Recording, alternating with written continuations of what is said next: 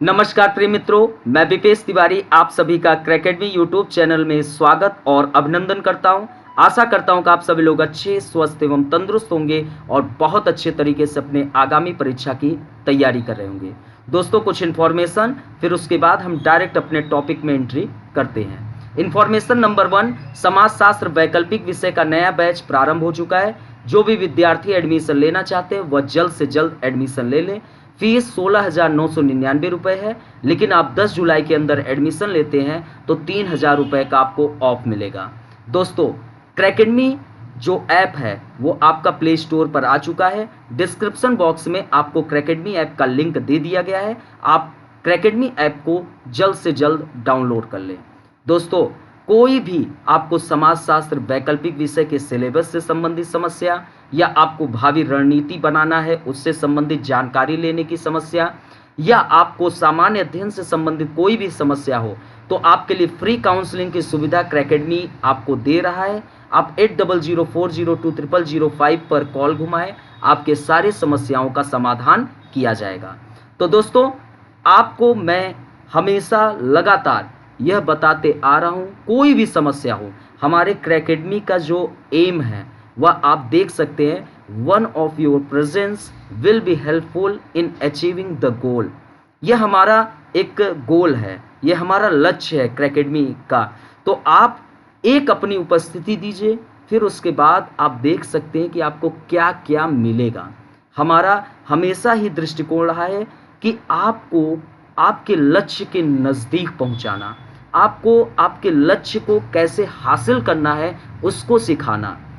हालांकि आप सब परिचित होते हैं हर एक चीज़ से, लेकिन एक जो ट्रिक है वो ट्रिक मैं बताऊंगा। आप हमसे बिल्कुल जुड़िए, अधिक से अधिक वीडियो को शेयर करिए, काफ़ी लोगों को हमारे वीडियो से संबंधित जानकारी पहुंचाइए।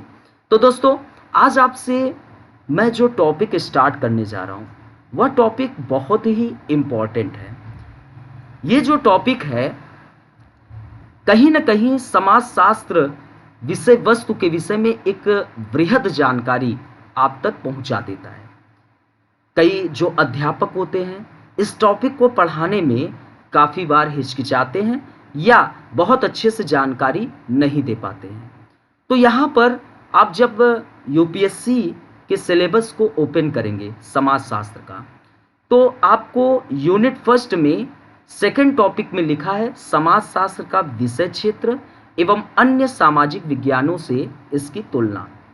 तो दोस्तों, यहाँ पर आपको मैं बता दूं कि मैंने समाजशास्त्र का अन्य सामाजिक विज्ञानों से तुलना पढ़ा चुका हूँ। अब जो चर्चा का बिंदु है वह है समाजशास्त्र का विषय क्षेत्र। लेकिन जो समाजशास्त्र का विषय क्षेत्र है इसमें दो पार्ट हम करेंगे, अर्थात कि एक समाजशास्त्र की विषय वस्तु जानेंगे, फिर उसके बाद विषय क्षेत्र। दोनों अलग अलग चीजें हैं दोस्तों। कुछ लोग दोनों को एक ही बता देते हैं, लेकिन दोनों अभी आप आज सीख जाएंगे कि दोनों अलग अलग चीजें हैं। पहली चीज तो मैं पहले आज के क्लास में समाजशास्त्र की विषय वस्तु को बताऊंगा, फिर कल के क्लास में मैं समाजशास्त्र के विषय क्षेत्र के विषय में आपको जानकारी दूंगा। तो आज का टॉपिक है समाजशास्त्र का विषय वस्तु, समाजशास्त्र का विषय वस्तु एवं विषय क्षेत्र। तो आज का टॉपिक क्या है? विषय वस्तु एवं विषय क्षेत्र। सिलेबस में आपको सिर्फ क्या दिया गया है? समाजशास्त्र का विषय क्षेत्र। लेकिन हम समाजशास्त्र की विषय वस्तु को अलग पढ़ेंगे और विषय क्षेत्र को अलग पढ़ेंगे। तो दोस्तों, प्रत्येक विषय की विषय वस्तु और विषय क्षेत्र होता है।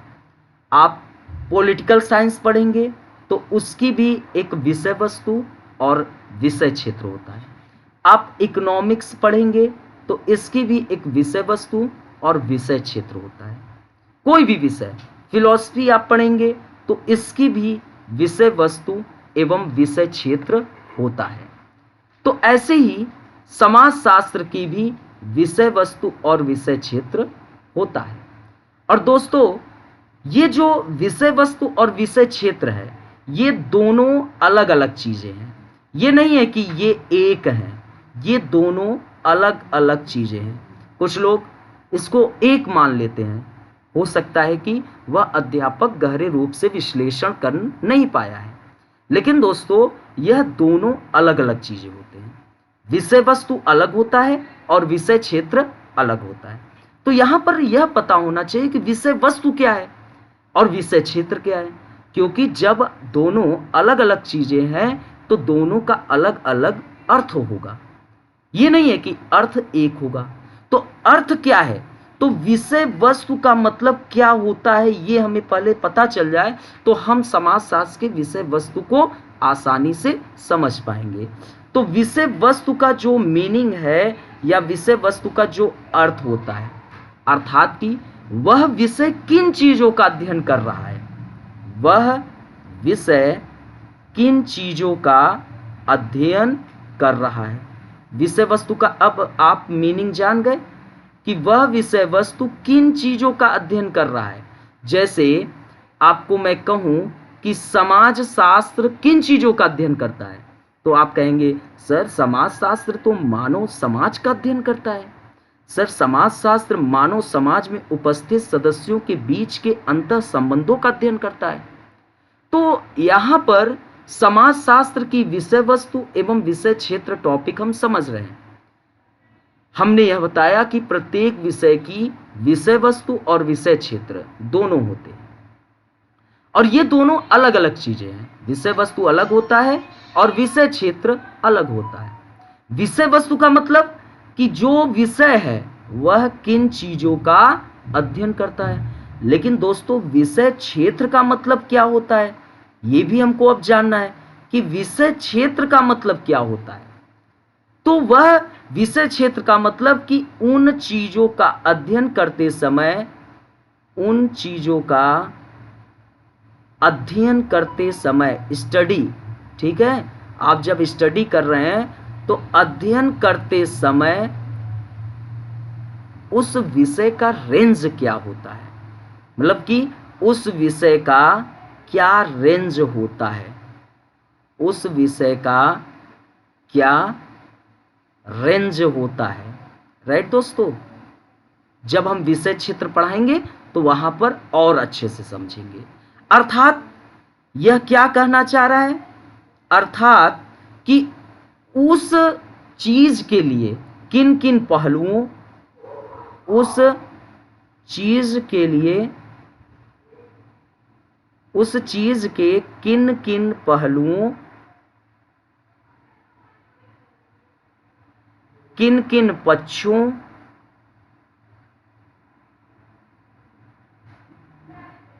और किन किन आयामों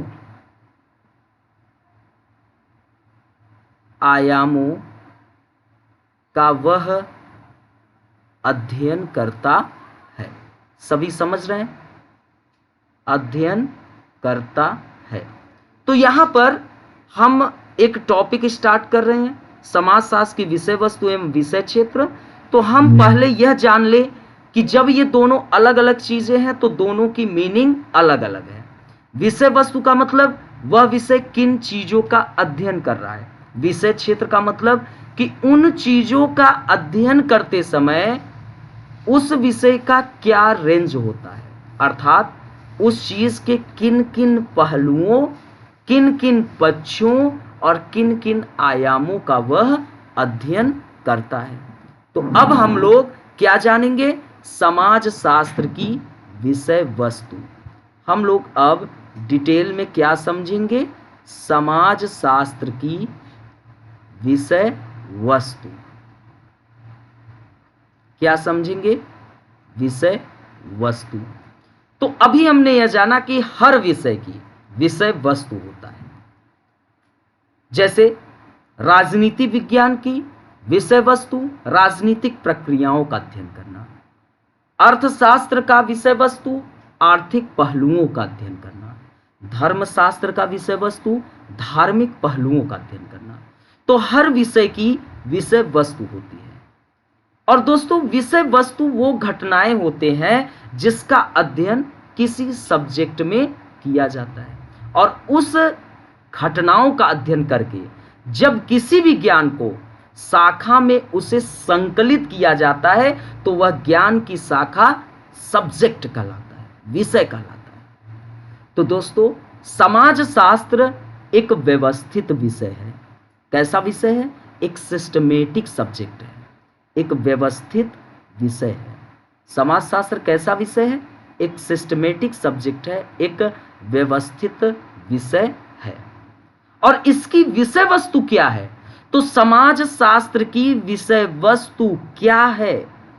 तो दोस्तों आप कमेंट करके बता सकते हैं कि समाज शास्त्र की विषय वस्तु क्या है। तो समाज शास्त्र की विषय वस्तु समाज है। समाज शास्त्र की विषय वस्तु क्या है? समाज है। इसमें समाज के बारे में जो भी नॉलेज है, जो भी ज्ञान है, उसको हम संकलित करके समाज शास्त्रीय जो पुस्तक होते हैं उसमें लिखा जाता है, उसमें इंगित किया जाता है। तो समाजशास्त्र एक व्यवस्थित विषय है और समाजशास्त्र की विषय वस्तु समाज है। और दोस्तों इसमें समाज के बारे में जो नॉलेज है उसको संकलित करके समाजशास्त्री पुस्तक में लिखा जाता है। आपके मन में प्रश्न आएगा कि सर क्यों लिखा जाता है? तो इसलिए लिखा जाता है, इसलिए लिखा जाता है। लिखा क्यों जाता है? तो इसलिए लिखा जाता है ताकि समाज रूपी मशीन में ये जो आपका सोसाइटी है, ये जो आपका समाज है, और इस समाज रूपी मशीन में अगर कोई गड़बड़ी आ जाए, गड़बड़ी आए, तो उसे हम क्या कर सके? ठीक कर सके। उसे हम क्या कर सके? ठीक कर सके। सोचो, आप मान लो कि टेलीविजन देख रहे हो। टेलीविजन एक मशीन है, एक टेक्नोलॉजी है, तकनीक है कि नहीं?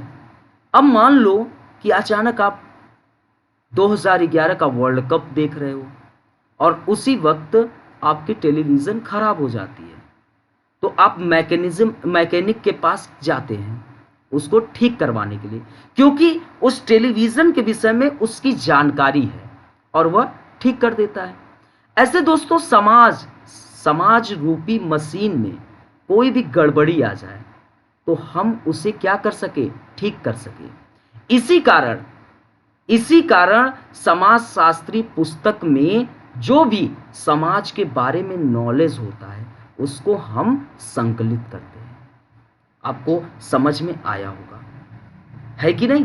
क्योंकि समाज के बारे में ये जो आपका सोसाइटी है, इस समाज के बारे में अर्थात कि समाज की परिभाषा के बारे में आपको मैंने जब समाज की टॉपिक पढ़ा रहा था वहां पे उसकी परिभाषा को बताया था। तो चूंकि समाज की परिभाषा के बारे में जो विभिन्न विद्वान हैं, जितने भी विभिन्न विद्वान, उनमें समाज की परिभाषा के बारे में एक अंतर पाया जाता है। आपको मैं जब समाज के टॉपिक को डिस्कशन कर रहा था, आपसे चर्चा कर रहा था, तो वहाँ पर मैंने बताया था कि समाज की परिभाषा जो है वह विभिन्न विद्वानों ने अपने हिसाब से अलग अलग परिभाषा दिए हैं, जैसा उन्होंने समाज को देखा और परिभाषा उन्होंने दिया। तो चूंकि समाज की परिभाषा के बारे में विभिन्न विद्वानों में अंतर है, एक नहीं है, अंतर है, इसलिए समाज शास्त्र में विषय वस्तु के बारे में जिस हम टॉपिक को पढ़ रहे हैं, समाज शास्त्र की विषय वस्तु, तो इसीलिए समाज शास्त्र की विषय वस्तु के बारे में विभिन्न विद्वानों में अंतर पाया जाता है। राइट दोस्तों? तो समाज शास्त्र की विषय वस्तु के बारे में, विषय वस्तु के बारे में जितने भी विभिन्न विद्वान हैं, विभिन्न विद्वान, उनमें अंतर दिखाई देता है। क्या दिखाई देता है? अंतर दिखाई देता है। तो एक बार फिर से समझते हैं। तो हमने आपको समाजशास्त्र का विषय वस्तु एवं विषय क्षेत्र टॉपिक को स्टार्ट किया। यहां पर मैंने बताया कि प्रत्येक विषय की विषय वस्तु और विषय क्षेत्र होता है। ये दोनों अलग अलग चीजें हैं। विषय वस्तु का मतलब क्या होता है? तो वह विषय किन चीजों का स्टडी करता है। विषय क्षेत्र का मतलब उन चीजों का अध्ययन करते समय उस विषय की क्या रेंज होता है, अर्थात कि उस चीज के किन किन पहलुओं का अध्ययन करता है, किन किन पक्षों का स्टडी करता है, किन किन आयामों का वह अध्ययन करता है। फिर मैंने स्टार्ट किया, अब हमें दोनों अलग अलग पढ़ना है। तो समाजशास्त्र की विषय वस्तुओं में पहले पढ़ना है, फिर विषय क्षेत्र। तो समाजशास्त्र की विषय वस्तु समाज, मतलब कि समाजशास्त्र की विषय वस्तु क्या है? तो समाजशास्त्र की विषय वस्तु समाज होता है, क्योंकि समाजशास्त्र एक व्यवस्थित विषय है और इसकी विषय वस्तु समाज होता है। इसमें क्या होता है? समाज के बारे में ज्ञान को संकलित करके हम समाजशास्त्री पुस्तक में लिखते हैं। क्यों लिखते हैं? ताकि समाज रूपी मशीन में कोई भी गड़बड़ी आ जाए तो हम उसे ठीक कर सकें, हम उसे सही कर सकें, इसीलिए लिखा जाता है। तो समाजशास्त्र समाज का अध्ययन करने वाला एक सब्जेक्ट है, एक विषय है। दोस्तों, समाज की परिभाषा के बारे में विभिन्न विद्वानों में अंतर पाया जाता है। तो जब समाज की परिभाषा के बारे में विभिन्न विद्वानों में अंतर पाया जाता है तो समाजशास्त्र के विषय वस्तु के बारे में भी विद्वानों में एक अंतर पाया जाता है। अब धीरे धीरे आप भूमिका को समझ पा रहे होंगे कि मैं धीरे धीरे आपको टॉपिक को सही दिशा की ओर लेकर चल रहा हूं। ठीक है।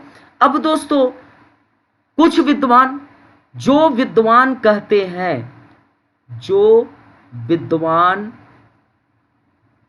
हैं क्या कहते हैं कि समाज शास्त्र क्या है?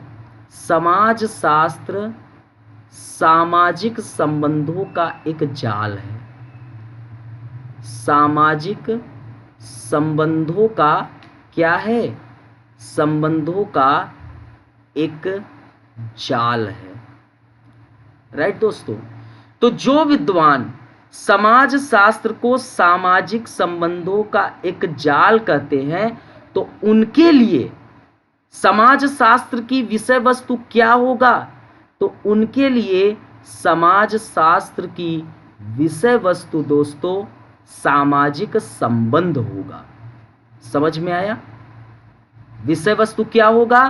सामाजिक संबंध। सभी लोग समझ रहे हैं? एक बार कमेंट कर दें। तो अभी हमने बताया कि समाज के बारे में विभिन्न विद्वानों में अंतर पाया जाता है। जो समाज की डिफिनीशन है उसके बारे में विभिन्न विद्वानों में अंतर पाया जाता है। तो इसी कारण समाज शास्त्र की विषय वस्तु के भी बारे में विभिन्न विद्वानों में अंतर पाया जाता है। तो जो विद्वान कहते हैं कि समाज शास्त्र सामाजिक संबंधों का एक जाल है, उनके लिए समाज शास्त्र की विषय वस्तु क्या है? सामाजिक संबंध है। और दोस्तों, जो विद्वान क्या कहते हैं कि समाज जो है वह अंतः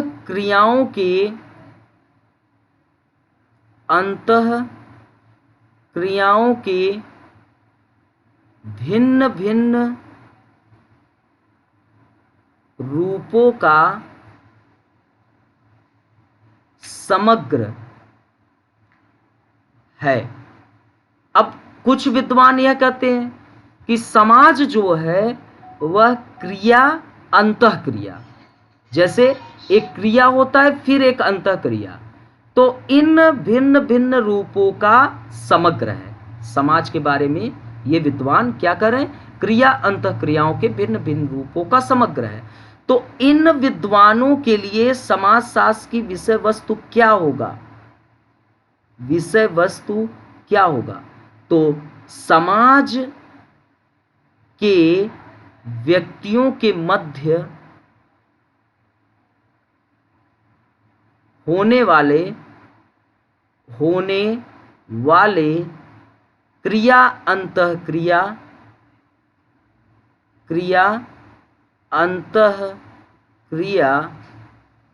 और उसके भिन्न भिन्न रूप हैं, उसके भिन्न भिन्न रूप हैं।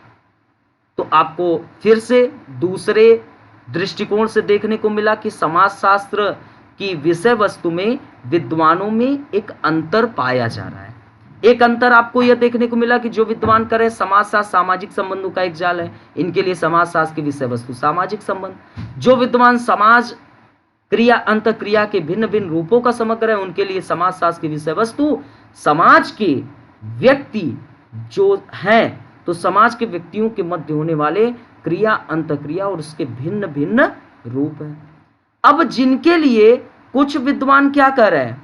कुछ विद्वान यह कह रहे हैं कि समाज समूहों का संग्रह है। कुछ लोग यह भी कहेंगे कि समाज समूहों का संग्रह है। तो इन विद्वानों के लिए समाजशास्त्र की विषय वस्तु क्या होगी? तो इन विद्वानों के लिए समाजशास्त्र की विषय वस्तु समाज में विद्यमान ढेर सारे समूह, समिति, संस्था है। इनके लिए समाजशास्त्र की विषय वस्तु क्या है? समाज में विद्यमान ढेर सारे समूह, समिति, संस्था है। तो यह आपको देखने को मिला कि समाजशास्त्र के विषय वस्तु के बारे में भी विद्वानों में, जितने भी विभिन्न विद्वान हैं, उनमें अंतर पाया जाता है। सभी को यह टॉपिक पूरी अच्छी तरीके से समझ में आया? किसी को कोई दिक्कत, कोई परेशानी, तो आप प्रश्न पूछ सकते हैं, कोई भी दिक्कत। अब हम इसको स्लाइड के माध्यम से अच्छे से समझते हैं और पूरी आपको जानकारी देते हैं, ठीक है? तो समाजशास्त्र की विषय वस्तु, एक भूमिका समझ लिया जाए तो विज्ञान के रूप में समाजशास्त्र का मानव समाज के बारे में वस्तुनिष्ठ ज्ञान प्राप्त करने वाले विषय के रूप में उद्भव।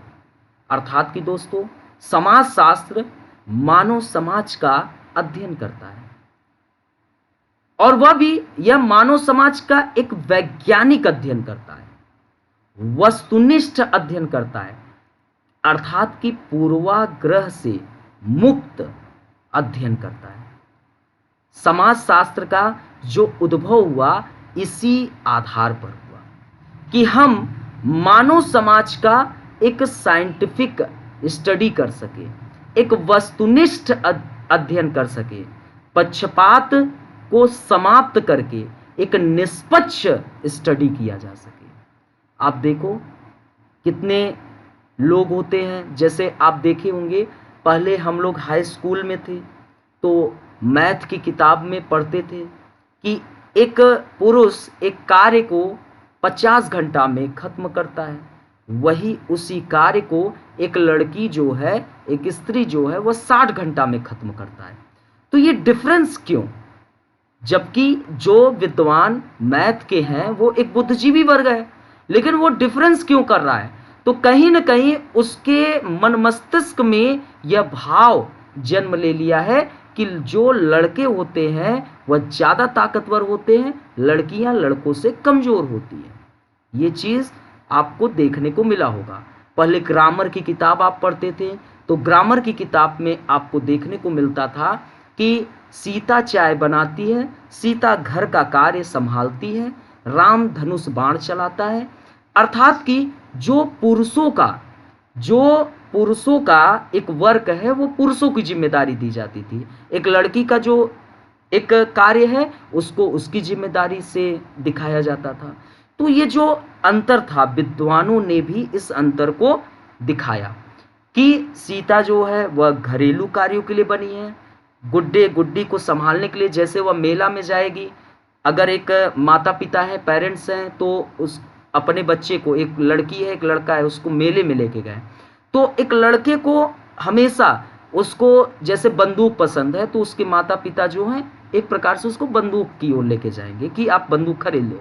लेकिन एक लड़की को अक्सर गुड्डी, आप देखे होंगे वो डॉल, घरेलू के जो सामान होते हैं मेले में मिलते हैं, कुकर वूकर वगैरह जितने होते हैं, तो वो उसको वह खरीदने के लिए क्या करते हैं, कहीं ना कहीं प्रेरित करते हैं। तो ये चीज़ आप देखने को मिला होगा, आप समझ सकते हैं, ऐसा नहीं कि आप इस जीवन को जिए नहीं हैं। तो यहाँ पर समाजशास्त्र का उद्देश्य क्या है, ये हम बताना चाह रहे हैं। तो समाजशास्त्र का उद्देश्य यह है कि हम मानव समाज का वैज्ञानिक अध्ययन कर सके, वस्तुनिष्ठ अध्ययन कर सके, है ना। इसी के उद्देश्य पर ही तो समाजशास्त्र का क्या हुआ, उद्भव हुआ, ताकि हम एक वैज्ञानिक अध्ययन करके हम जो भी समस्याएं हैं उसको सामने ला सके। प्रत्येक विषय की विषय वस्तु की तरह समाजशास्त्र की भी कुछ विषय वस्तु है जिसका निर्धारण समाजशास्त्रियों द्वारा किया गया है। सामान्य रूप से समाजशास्त्र की विषय वस्तु संपूर्ण समाज को माना जाता है। यहां पर यह कीवर्ड समझना होगा, यहां पर अकेले समाज मैंने शब्द यूज नहीं किया है, संपूर्ण समाज, अर्थात कि समाजशास्त्र की विषय वस्तु में क्या आ रहा है, संपूर्ण समाज, अर्थात कि इस समाज में राजनीतिक प्रक्रिया हो, आर्थिक प्रक्रिया हो, सामाजिक प्रक्रिया हो, सांस्कृतिक प्रक्रिया हो, आर्थिक प्रक्रिया हो, धार्मिक प्रक्रिया हो, संपूर्ण समाज का अध्ययन किया जाता है। अभी आप राजस्थान में एक घटना देखे होंगे जिसके कारण पूरे देश में आक्रोश भी है। आप देखे होंगे कि नुपुर शर्मा के बयान पर कुछ मुस्लिमों ने जो है एक हिंदू व्यक्ति की हत्या कर दिया, उसने बस समर्थन किया। तो ये धर्म के नाम पर आप किसी का मर्डर कर रहे हैं, तो क्यों कर रहे हैं, इसके पीछे क्या कारण है, तो समाजशास्त्र की यह विषय वस्तु बन जाएगा। इसके पीछे क्या कारण है, क्यों ऐसा किया जा रहा है, जब समाजशास्त्री जो है इस पर एक गहरा विश्लेषण करेगा, लेकिन वस्तुनिष्ठ, पूर्वाग्रह से मुक्त। हो सकता है कि आपका पूर्वाग्रह, आप किसी धार्मिक पृष्ठभूमि के हो तो आपके ऊपर वह हावी हो जाए, तब आप एक गहरा विश्लेषण नहीं कर पाएंगे। समाजशास्त्र इससे रोकता है, वस्तुनिष्ठ अध्ययन, ठीक है। तो सामान्य रूप से समाजशास्त्र की विषय वस्तु क्या है, संपूर्ण समाज को माना जाता है। राजनीति विज्ञान सिर्फ एक राजनीतिक प्रक्रिया का अध्ययन करेगा, वह संपूर्ण समाज का अध्ययन नहीं करेगा, समझ रहे हैं।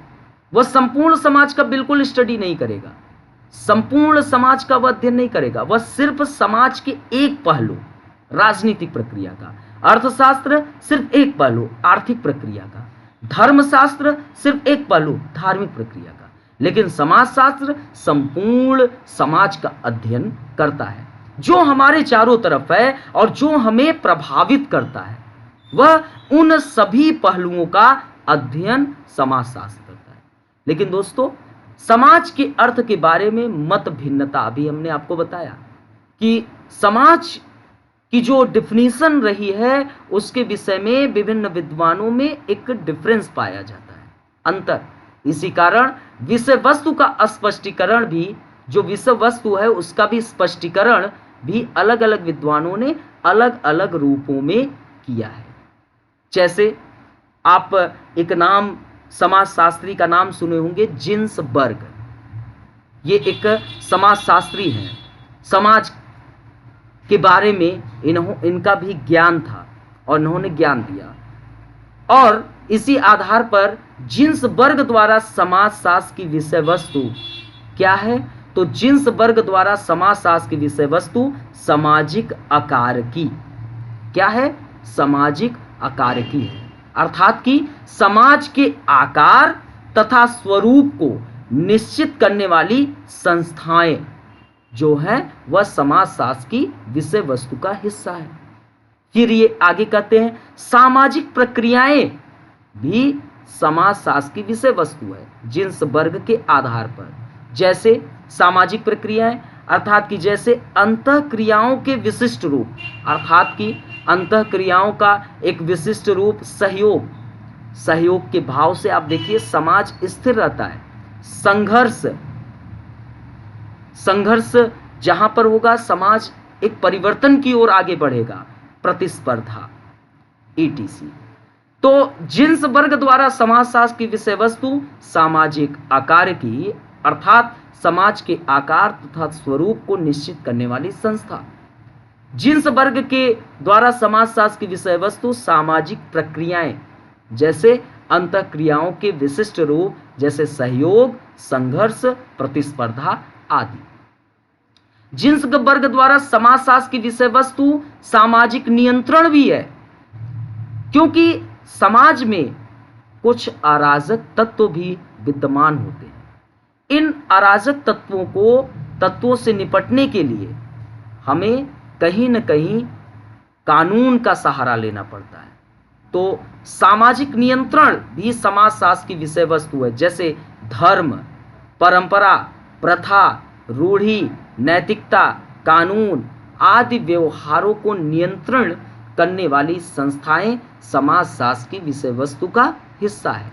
सामाजिक समस्याएं भी समाजशास्त्र की विषय वस्तु का हिस्सा है जिन्स वर्ग के आधार पर, अर्थात कि समाज को विघटित करने वाली घटनाएं, जैसे विचलन, अपराध, निर्धनता, ये निर्धनता, भ्रष्टाचार आदि। आपको पता है कि अधिक ज्यादा से ज्यादा भ्रष्टाचार हमारे समाज को एक निचले पायदान में ले जा सकता है। हमारे राष्ट्र निर्माण में भी यह सही नहीं होता है। और ज्यादा से ज्यादा निर्धनता भी कहीं न कहीं एक सापेक्ष वंचन का भाव जन्म देता है। किसके आधार पर, किसके अगर देखा जाए सापेक्ष वंचन, तो जो धनी वर्ग है। आप देखिए कहीं न कहीं नक्सलवाद को जन्म होने का एक कारण निर्धनता भी है, अज्ञानता भी है। यह सब भी एक नक्सलवाद को जन्म देने का एक कारण भी है। तो कहीं न कहीं समाज का जो व्यक्ति है वह निर्धन है, वह अपने आप को समाज से अलग थलग फील करने लगता है।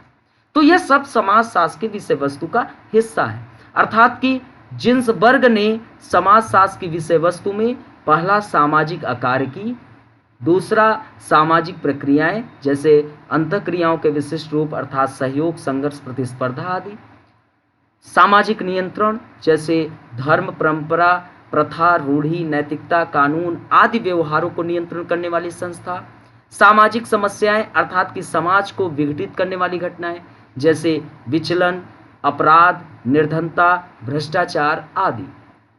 आप देखिए जब देश में एलपीजी आया, लिबरलाइजेशन, प्राइवेटाइजेशन, ग्लोबलाइजेशन 1991 को, तो जब हमारे गांव के जो किसान थे, जो गरीब थे, वो शहर की ओर उन्मुख हुए, तो गांव में वृद्धों की संख्या में वृद्धि देखने को मिली।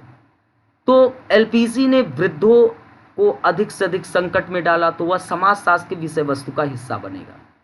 फिर एलपीजी ने महिलाओं में क्या चेंजिंग ले आया, तो कहीं ना कहीं एलपीजी के कारण महिलाओं में एक सकारात्मक भाव का जन्म लिया, क्योंकि वो अब घरेलू कार्यों के अलावा वह अब बाहर भी वर्क करना स्टार्ट किए।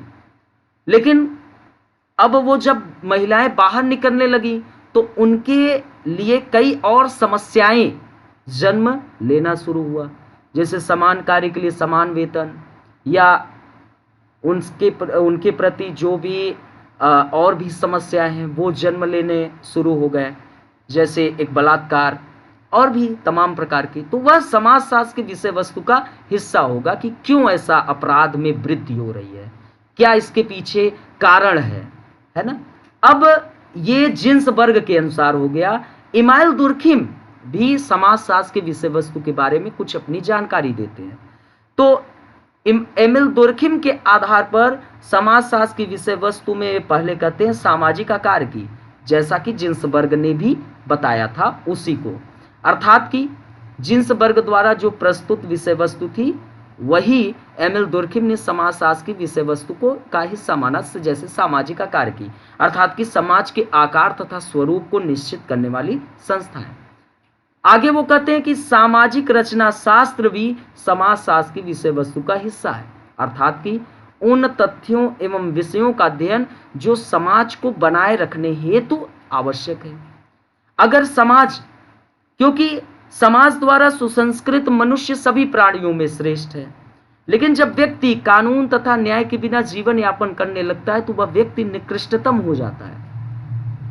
वह व्यक्ति राक्षस भी बन सकता है। जैसे आप कहां पर देखा, भी राजस्थान में जो कन्हैया लाल थे उनके साथ जो घटनाएं हुई, उनको मार दिया गया, तो ऐसे अराजक व्यक्ति के ऊपर नियंत्रण लगाना अत्यंत आवश्यक होता है।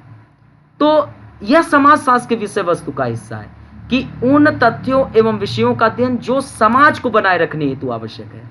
अगर वह व्यक्ति को सजा नहीं मिल पाएगी तो इससे समाज में अराजकता और ज्यादा व्याप्त होगा, संप्रदायवादी दंगे और ज्यादा जन्म लेंगे और इससे समाज का विनाश हो जाएगा, क्योंकि तब एक ताकतवर व्यक्ति जो है वह बंदूक की नोक पर किसी को कुछ भी कर लेगा। तो कानून इस पर क्या करता है, नियंत्रण रखता है। तो समाज को बनाए रखने के लिए कानून भी जरूरी है, धर्म भी जरूरी है, भाषा भी जरूरी है, और यह समाज शास्त्र के विषय वस्तु का हिस्सा है। फिर डोरखिम कहते हैं सामान्य समाज शास्त्र भी समाज शास्त्र के विषय वस्तु का हिस्सा है, अर्थात कि तमाम सामाजिक प्रक्रियाएं, समूह एवं संस्थाएं जो व्यक्ति के जीवन को, लाइफ को प्रभावित करता है, वह समाज शास्त्र के विषय वस्तु का हिस्सा है। अभी हमने जिन्सबर्ग को जाना समाज शास्त्र के विषय वस्तु के बारे में, फिर डोरखिम को जाना कि वह समाज शास्त्र के विषय वस्तु के बारे में क्या जानकारी दे रहे हैं। अब हम सोरोकिन को जानेंगे कि सोरोकिन जो समाजशास्त्री, वह समाजशास्त्र के विषय वस्तु के बारे में क्या बताएं। हमने आपको आज पहले ही यह बता दिया था कि जैसे समाज की परिभाषा के बारे में विभिन्न विद्वानों में एक अंतर पाया जाता है, वैसे ही समाजशास्त्र के विषय वस्तु में भी अंतर पाया जाता है। तो हमने अभी जिन्सबर्ग को जाना, फिर डोरखिम को जाना, अब सोरोकिन को जानते हैं। सोरोकिन द्वारा समाजशास्त्र की विषय वस्तु धार्मिक जो प्रक्रियाएं हैं वह है, राजनीतिक प्रक्रियाएं वह है, सामाजिक प्रक्रियाएं, आर्थिक घटनाएं और इन के बीच जो अंतर संबंध है वह सब समाजशास्त्र के विषय वस्तु का हिस्सा है। जो सोरोकिन है वह दूसरे स्थान पर एक नया, कहीं ना कहीं आपको जो ये लाइन था, यह लाइन आप डोरखिम और जिन्सबर्ग के जो परिभाषा है समाजशास्त्र के विषय वस्तु के बारे में, उसमें दिखाई दे रहा है। लेकिन ये जो दूसरा है यह नई चीज है। यह कहते हैं भौगोलिक घटनाएं एवं सामाजिक जीवन पर इनका प्रभाव। जो भौगोलिक घटनाएं होती हैं वह भी समाज को प्रभावित करता है, तो वह समाजशास्त्र के विषय वस्तु का हिस्सा है। और समाज में घटित प्रत्येक घटना की सामान्य विशेषताएं यह समाजशास्त्र के विषय वस्तु का हिस्सा है, यह सोरोकिन के अनुसार। अतः समाजशास्त्र की विषय वस्तु से संबंधित उपरोक्त विश्लेषण के पश्चात अंततः एलेक्स इंकल्स के विचारों से सहमत हुआ जा सकता है, जिन्होंने समाजशास्त्र के विषय वस्तु को व्यापक रूप में प्रस्तुत किया है। ये जो एलेक्स इंकल्स हैं, इनको समझो। अभी तक आपने जिन्सबर्ग, डोरखिम, सोरोकिन, इनके आधार पर समाजशास्त्र की विषय वस्तु को समझा आपने। लेकिन जो एलेक्स इंकल्स हैं, इन्होंने, जो ये विद्वान ने समाजशास्त्र के विषय वस्तु के बारे में अपनी जानकारी दिया, इन्होंने इन सभी को अपने में समाहित कर लिया, अर्थात कि इन्होंने सभी विद्वानों को के एक कॉमन जो होते हैं परिभाषा, जो कॉमन समाजशास्त्र की विषय वस्तु है, उसको उन्होंने अपने में समाहित किया। जैसे आपसे अगर एग्जाम में प्रश्न पूछा जाए तो आप एलेक्स इंकल्स से भी टॉपिक को स्टार्ट कर सकते हैं। बस यह बताएं कि जो आपके डोरखिम थे, जो आपके जिन्सबर्ग थे और जो सोरोकिन थे, उन्होंने समाजशास्त्र के विषय वस्तु के बारे में अपनी जानकारी दी। लेकिन एलेक्स इंक्लस ने हम सभी इन तीनों विद्वानों को मिलाकर अपने समाजशास्त्र के विषय वस्तु के बारे में जानकारी दिया। तो जो एलेक्स इंक्लस हैं उनके विचारों से हम सहमत हो सकते हैं और इन्होंने समाजशास्त्र के विषय वस्तु को व्यापक रूप में प्रस्तुत किया। जैसे पहले स्थान पर इन्होंने कहा कि किसी भी घटना का समाज शास्त्रीय विश्लेषण बहुत जरूरी है।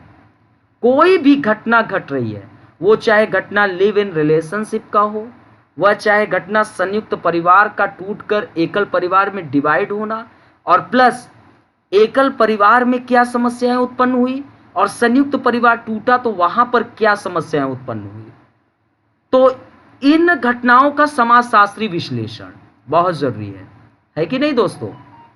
आप लोग देखे होंगे कि मान लो कि कोई अंतरजातीय विवाह कर लिया, आप लोग बहुत अच्छे तरीके से देखे होंगे कि एक गांव का लड़का है, दूसरे गांव की लड़की है, आपस में प्रेम हुआ, शादी कर ली।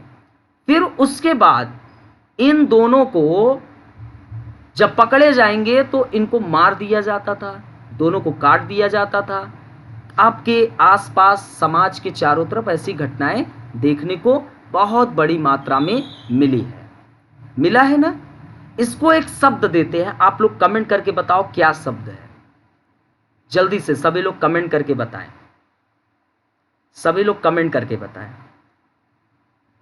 तो आप लोग अब कमेंट करके जरूर बता दीजिए, ठीक है। आपको मैं कमेंट बॉक्स में बताऊंगा, इसको एक शब्द दिया जाता है, एथिक्स में आपको पढ़ने को मिलेगा, ठीक है। तो चलिए, तो किसी भी घटना का समाज शास्त्रीय विश्लेषण, एलेक्स इंक्लस क्या कहते हैं कि किसी भी घटना का समाजशास्त्रीय विश्लेषण व समाजशास्त्र की विषय वस्तु का हिस्सा है। सामाजिक जीवन की बुनियादी इकाइयां, जैसे सामाजिक जीवन की बुनियादी इकाइयां समूह, समिति आदि, यह समाजशास्त्र की विषय वस्तु है। फिर ये कहते हैं सामाजिक जीवन की बुनियादी सामाजिक संस्थाओं का वैज्ञानिक अध्ययन भी समाजशास्त्र की विषय वस्तु का हिस्सा है। फिर ये कहते हैं कि समाज में क्रियाशील मौलिक सामाजिक प्रक्रियाओं का वैज्ञानिक अध्ययन भी समाजशास्त्र की विषय वस्तु का हिस्सा है। तो एलेक्स इंक्लस ने जो आपके जिन्सबर्ग, दुर्खिम और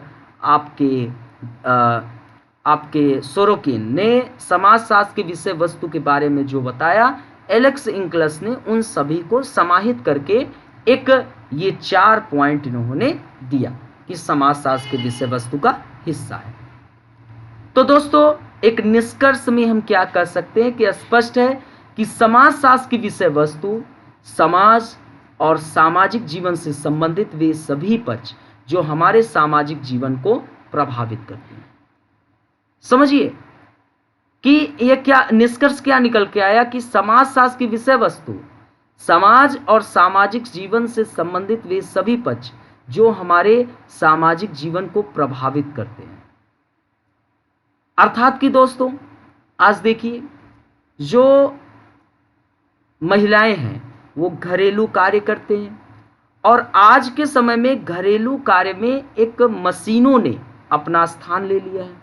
पहले हम चूल्हे में भोजन बनाते थे, उसके जो चूल्हे से जो ऊपरी होता है या लकड़ी से जो धुएं निकलते थे वो हमारे माताएं बहनों के लिए, स्वास्थ्य के लिए हानिकारक रहता था। आज हम गैस चूल्हे में भोजन बना रहे हैं, ठीक है। और भी घरेलू कार्यों में, जैसे प्याज हम लोग हाथों से काटते थे तो समय लगता था, लेकिन मशीन से काटते हैं तो 30 सेकंड में काम हो जाता है। तो कहीं ना कहीं महिलाओं का जो घरेलू कार्य करते हैं उनका समय बचा। तो जब समय बचा तो वो अब घर से निकलकर कुछ रोजगार भी करेंगे कि नहीं। तो क्या हुआ, सामाजिक जीवन को प्रभावित किया कि नहीं। हाल के वर्षों में सामाजिक जीवन को प्रभावित करने वाले विभिन्न आयामों के विस्तार के साथ समाजशास्त्र की विषय वस्तु की व्यापकता में भी वृद्धि हुई है। आप देखिए, साइकिल का समाजशास्त्र, मेडिसिन का समाजशास्त्र, पार्सन्स जो है इसके जनक माने जाते हैं, मेडिसिन का समाजशास्त्र, दवाओं का समाजशास्त्र, प्रौद्योगिकी का समाजशास्त्र। आप देखिए टेक्नोलॉजी जो है कितना हमारे जीवन को सरल बना दिया है। हालांकि कुछ चुनौतियां भी उत्पन्न हुई, लेकिन हम अपने ज़रूरत के हिसाब से अगर टेक्नोलॉजी का प्रयोग करेंगे तो वह हमारे लिए लाभदायक होगा, ज़रूरत से ज़्यादा प्रयोग करेंगे तो हानिकारक होगा। आप देखिए, हम यहाँ पर बैठे हैं और क्लासेस ले रहे हैं और पूरे वर्ल्ड में हमारी क्लासेस क्या है, लोग देख सकते हैं। तो ये टेक्नोलॉजी है, इस टेक्नोलॉजी ने बहुत कुछ बदल दिया है। तो इस प्रौद्योगिकी का समाजशास्त्र यह विषय वस्तु का हिस्सा है। विविध कृषि उत्पादों का समाजशास्त्र, जैसे अभी 3 कानून आया, क्या यह 3 कानून किसानों के लिए लाभप्रद है कि हानिकारक है, यह सब समाजशास्त्र के विषय वस्तु का हिस्सा बनेंगे। एक आप कोविड-19 भी ले सकते हो। इस कोविड-19 ने समाज को किस आधार पर प्रभावित किया, तो यह समाजशास्त्र के विषय वस्तु का हिस्सा है। तो समाजशास्त्र की नवीन शाखाओं का विकास संभव। तो दोस्तों, यहीं पर यह टॉपिक समाप्त होता है। आप लोग मुझे कमेंट करके बताएं कि क्या आपको सब समझ में आया। प्लीज़ वीडियो को अधिक से अधिक लाइक, शेयर और सब्सक्राइब भी करिएगा। और दोस्तों, आपको फिर से मैं इन्फॉर्मेशन दे दूं कि समाजशास्त्र वैकल्पिक विषय का नया बैच बिल्कुल प्रारंभ है। 16,999 फीस है। आप यदि 10 जुलाई के बीच में एडमिशन लेते हैं तो आपको 3,000 रुपये का ऑफ मिलेगा। यदि आपको कोई भी समाजशास्त्र से संबंधित जानकारी लेना हो तो फ्री काउंसलिंग की सुविधा है। 8004020005 पर कॉल करिए, आपको सारी समस्याओं का समाधान होगा। क्रैकेडमी ऐप डिस्क्रिप्शन बॉक्स में लिंक दिया गया है, आप डाउनलोड भी कर सकते हैं।